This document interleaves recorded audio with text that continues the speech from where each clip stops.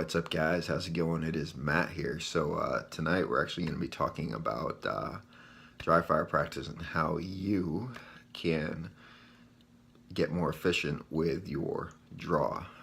Most firefights, when they happen, they're very quick, and one of the very first steps is to getting your pistol into the fight without injuring yourself or others. So the other day I did a video about slow is smooth, smooth is fast, right? You guys remember that video? And I'm gonna give you drills tonight that you can actually practice in your own home. All right, you don't have to go to, pay a ton of money at a range to do these. You can do this in your home safely, and this can, if you do this 3 to 5 to 6 to 7 times a week, all right, 30 minutes here, maybe an hour every now and then. I usually try to stick to a 30-minute mark. Tonight I actually did for an hour, to the point where my shoulder is actually sore from constantly drawing and reholstering. But when you do this, all right, if you do this, you will progress in drawing your pistol from your holster. So this, guys, is kind of like a workout, all right? You have to warm up before you can get fluid into it, all right? And then once you start getting better at it, this takes time. It could take days, could take weeks, could take months, all right? Once you start getting better to it, you'll get so smooth at the draw and getting a round on target from the beginning that if you do this workout daily, all right, if the situation ever happens, hopefully it never happens, and you actually have to draw your firearm on somebody,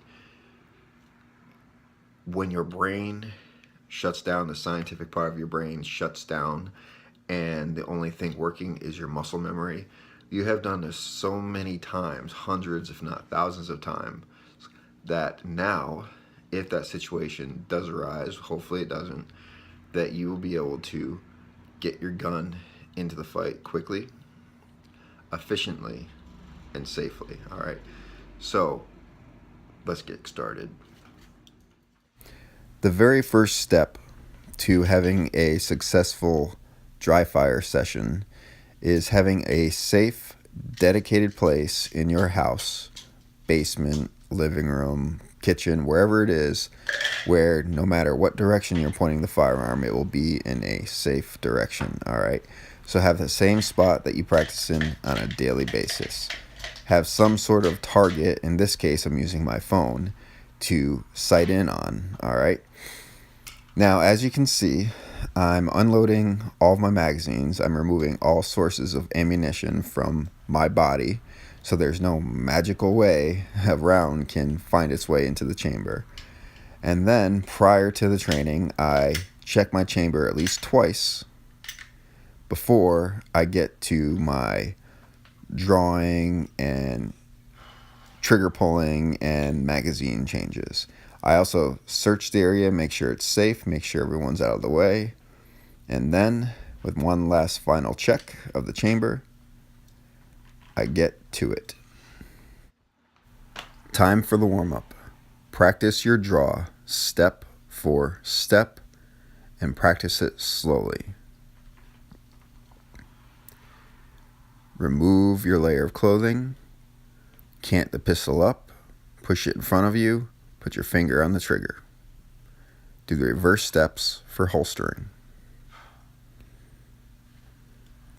You continue to do this until you feel that it is time to progress and to speed up your draw. It's like a warm-up. You got to warm your muscles up and get into it.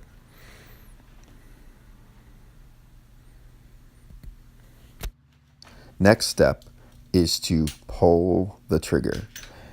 You've progressed in your draw to a point where you're comfortable moving at a smoother pace.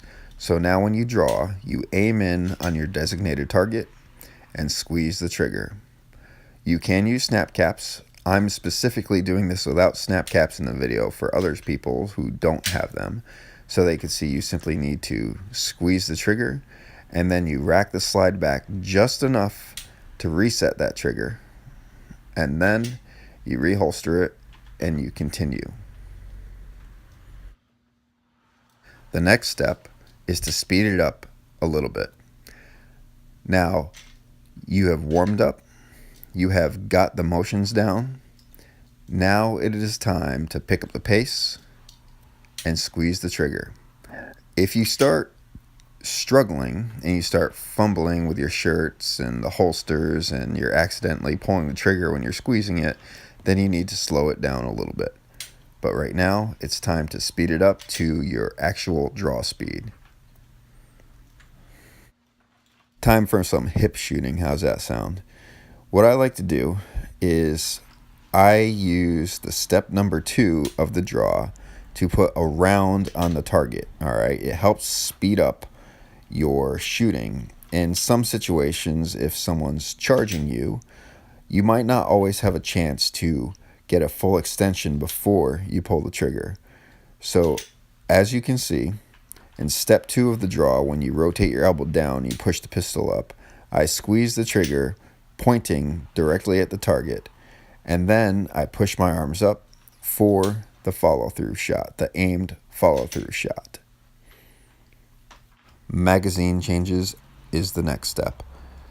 Just like the holstering and unholstering, take your time. Start slow, get the motions down properly, and work your way up in speed, but keep it smooth. If you start fumbling again, then you are going to have issues. Always work your way up. One thing to keep in mind is after you've ejected the magazine and you go down to collect your next magazine, always reholster your pistol before you bend over to pick up your magazine. Time for some presentation drills. These drills are simple. Turn to different sides, draw, aim in, squeeze the trigger, reholster. You do this on each side. You do it on your left side, you do it on your right side, and you do it with your back turned to the target. This simulates a odd situation where you're in the back of a store or wherever you are, and you need to shift your body and get your pistol on target. Now keep in mind, when you're doing this, you need to always try to keep your feet shoulder width apart or farther and take wide steps around behind you so you don't trip on yourself and fall down because you are trying to draw your pistol when you're doing these. And if you trip while you're drawing your pistol, bad things can happen. So keep your balance, mind where your feet are, and practice.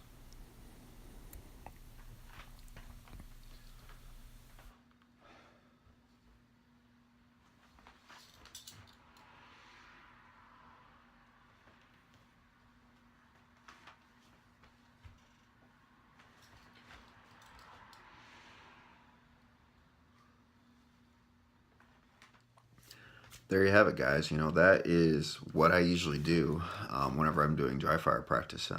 You can use snap caps, like I said in the video. You can use snap caps. It actually makes it a lot easier when you're doing it. But in this video, I specifically did it without snap caps, just to show the people that don't have them how they can do it. Now, if I bring snap caps in, what I also do is I also work on malfunctions, the standard malfunction type 1s and type 2s, all right?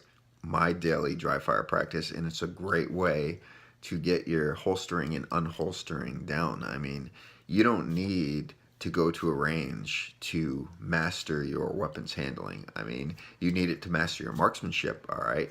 But you need to master your weapons handling as well. So dry fire practice, all professionals do it, all military do it. If a competition shooter doesn't dry fire practice, they will never, ever break any records, all right?